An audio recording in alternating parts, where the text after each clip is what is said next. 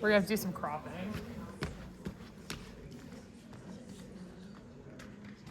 And folks, as we're transitioning for Grayson, if you do put him down for recruitment and onboarding director, I ask that you choose 2 other applicants for the co-president. And if you put him for co-president, I ask that you pick someone else for recruitment and onboarding. He obviously cannot.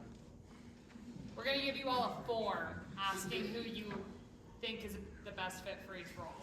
And after Clay, we will also give you all the opportunity to leave if you have to leave at 6. If you choose to stay, we will pay you until we're done. We only have 2 more applicants. Next we have Clay for co-president.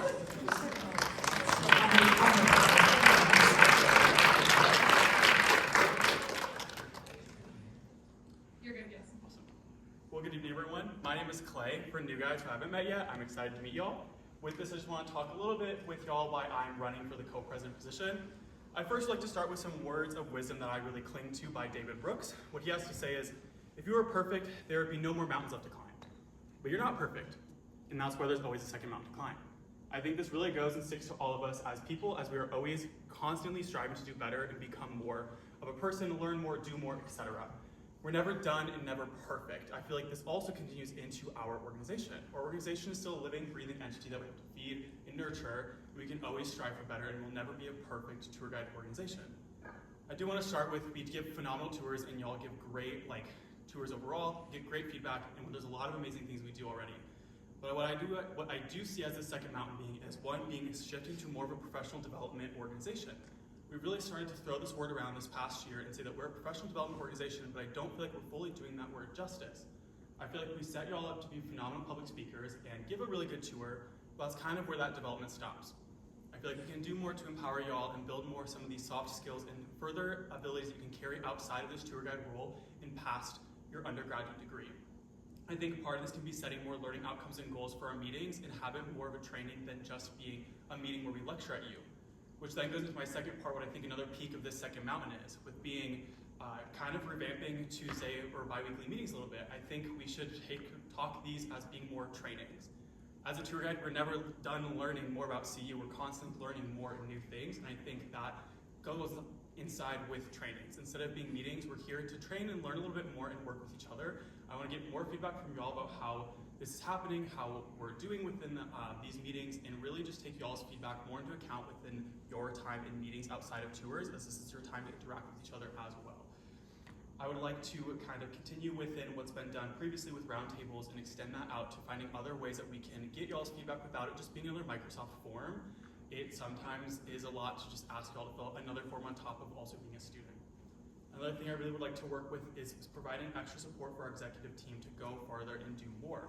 A lot of the speeches we've heard tonight has a lot of people emphasizing and talking more how they want to bring something new to the role and do something more, and I want to really encourage them and provide that extra support and extra helping hand when they need it, because we all are more than just ambassadors. We're also students, we have other jobs outside of this, and we really do more than just giving a tour, so I want to empower our other executive teams to do more and just really empower that role a little bit more. Why should I be the co-president that takes you guys there? So it's no secret that I joined my first semester on campus in fall 22. Since then, I've learned a lot within this organization and really grown not only as a student and ambassador, but also within my time this past year, being able to serve as a community engagement and inclusion director. Within this, I got a lot of really cool experience within specifically running a smaller committee called the Social Media Committee.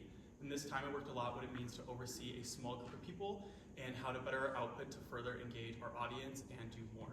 Within this, I took our Instagram account from getting maybe about 1,000, 2,000 views on Reels to now getting close to 4,000 views and engaging over 70% non-audience in those views, meaning we are outreaching more people than we ever have before within our social media accounts. And I was able to do this by the way we were running these meetings, encouraging and empowering our team to do more and respect each other more. With this as well, if you might not know, I was a Journey Leader Mentor this past year. This past year in my Journey Leader Mentor position, I worked really closely with new student family programs professional staff to not only help aid within the creation and running of all of our new student orientation events, but I also oversaw about a third of these new student orientation leaders or journey leaders, which is about 20 students.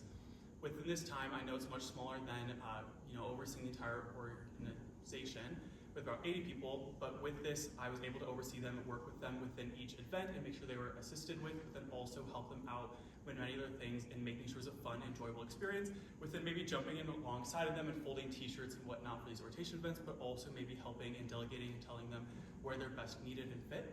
Another really cool experience I've had was then being a TA for 2 courses now. One of them is a leadership course to the Department of Education where I got to teach 1/3 of the course.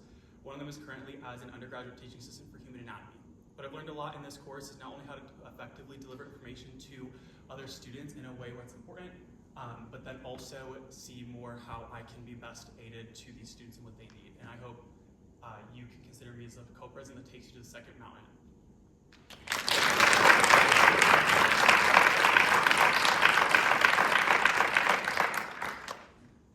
Jasper in the back. This is probably a hard question. I don't expect you to have any specific answers, but I think the idea of those Tuesday meetings being filled with some professional development activities, something like that, is really, really compelling. I think with obviously the group of friends and community you have here running alongside each other, so that's really good. Do you have any specific ideas about just any ways that those Tuesday meetings can be a little bit more engaging and interactive? Yeah, I think one thing I always kind of thought of is I think Aaron has done a really good job this past year as president, bringing in other offices and departments to learn more about the university and grow more with what we can do, other maybe engagements. I think that's something where we can actually outsource from y'all and get y'all's opinions on who you want to hear at these places. I think it worked really well when we talked about the Office of Victim Assistance. A lot of people, we got tour feedback that they were like, this is so hard to talk about it, I just do not talk about it.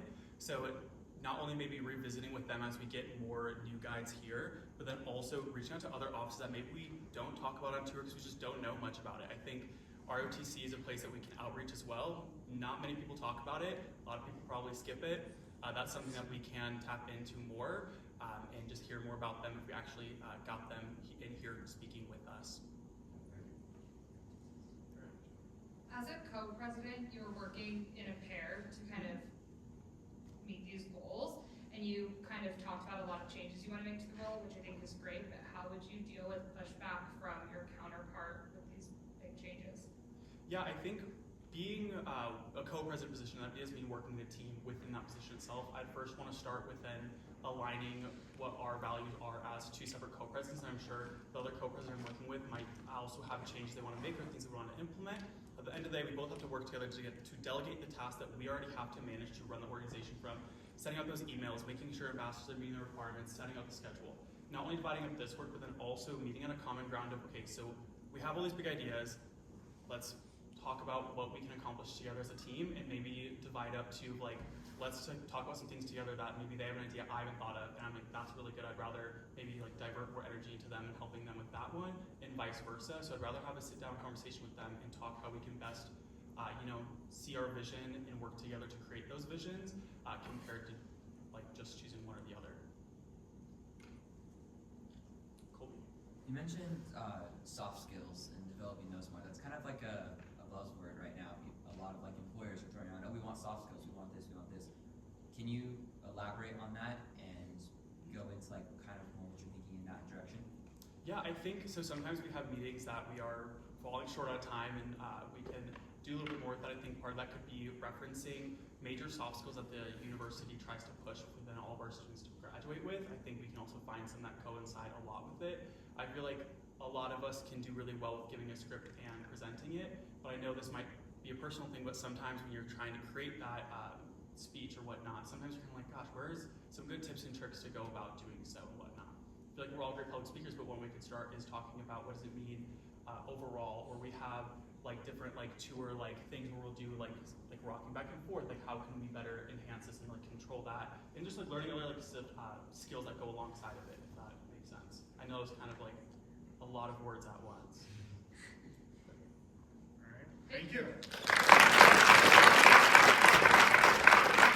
So again, if you have to leave at 6, you are more than welcome to leave now. If you are planning on staying, we will pay you for the time.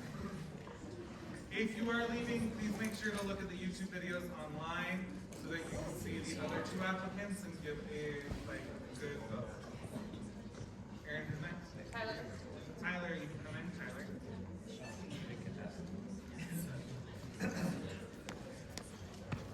Thanks for sticking in there, folks. Everybody stand up.